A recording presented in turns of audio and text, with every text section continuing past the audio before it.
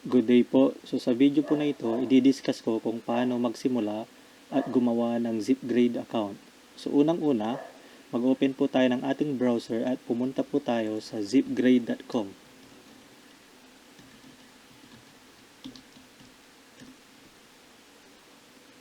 After po nyan, ito po yung kanilang website or ang kanilang dashboard.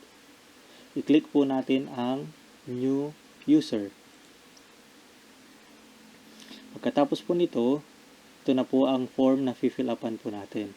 So sa email, kailangan lang po tayong gumamit ng isang working email. So magwo-work naman po yung ating email dito kahit na hindi siya active.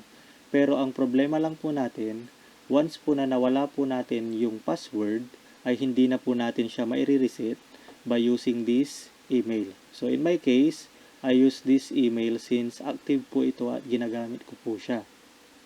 So for our password, of course, kailangan po nating ma-satisfy yung mga demands po niya dito para po i-accept po siya ng system. Okay? So mag-key in lang po tayo ng ating preferred password. I-click po ang kanilang Terms of Service and Privacy Policy at i-click po natin tong I'm not a robot for reCAPTCHA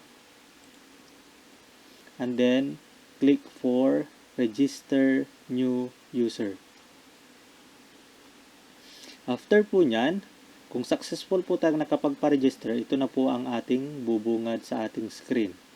Next po, after po natin gumawa ng account, is iset po natin sa ating tamang time zone para po hindi po magka-conflict ang ating oras sa mga gagawin po nating test later on sa presentation po na to. So, i-click lang po natin itong logo ng lapis and then i-click po natin dito at hanapin po ang ating time zone. So, in our case, syempre, we belong in Asia continent and hanapin po natin yung Manila.